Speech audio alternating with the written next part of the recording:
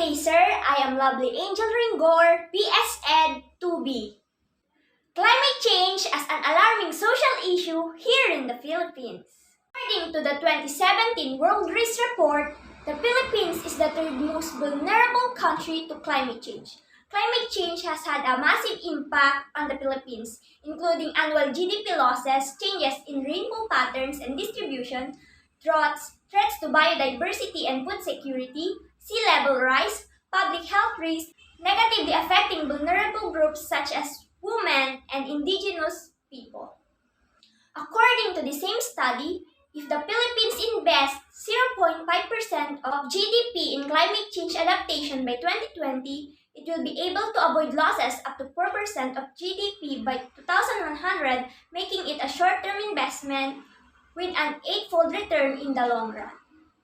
Changes in rainfall patterns and distributions are significant. A PAGASA report from 2011 predicts a decrease in rainfall by 2020 in most parts of the country except Luzon. However, in terms of extreme rainfall, the number of days with heavy rainfall, example greater than 20 mm, is expected to increase with global warming between 2020 to 2050.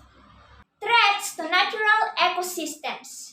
In the Philippines, approximately 1 million hectares of grasslands are extremely vulnerable to future climate change. The majority of grasslands in the upland areas are prone to fires, especially during prolonged times of dryness and lack of rainfall during the summer. Coral loss. According to the 2016 Low Carbon Monitor report, 98% of Southeast Asia's coral reefs will die by 2050, resulting in extinction by the end of century if current global warming trends continue. According to the IPCC, the maximum fish catch potential of Philippine seas will drop by up to 50% between 2051 and 2060 compared to 2001 to 2010 levels. Declining rice yields.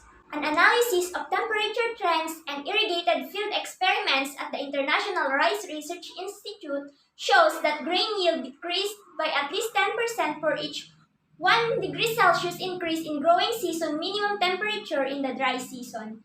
More intense droughts, global warming exacerbates the effects of El Niño, the most recent of which was experienced in the country from 2015 to 2016.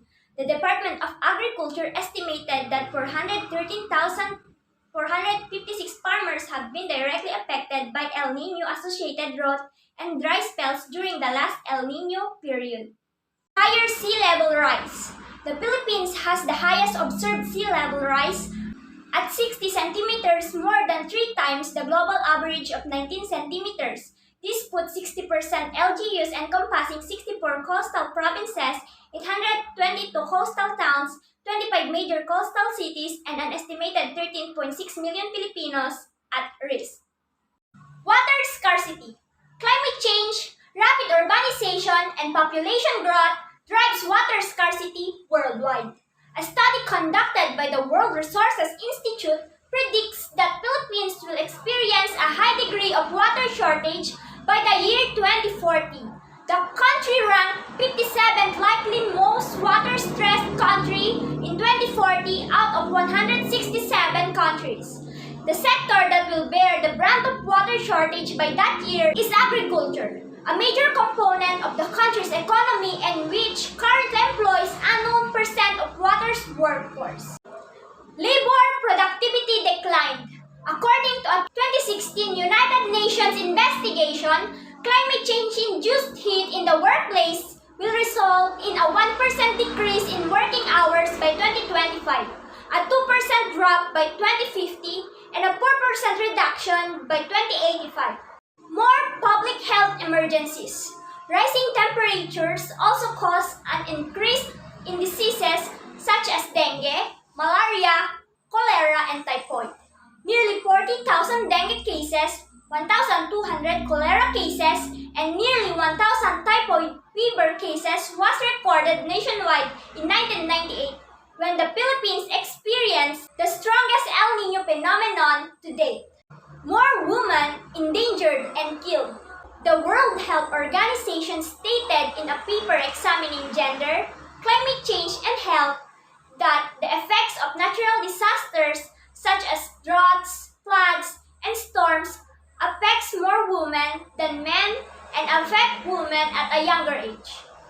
Women are disproportionately impacted by climate-sensitive and gender-specific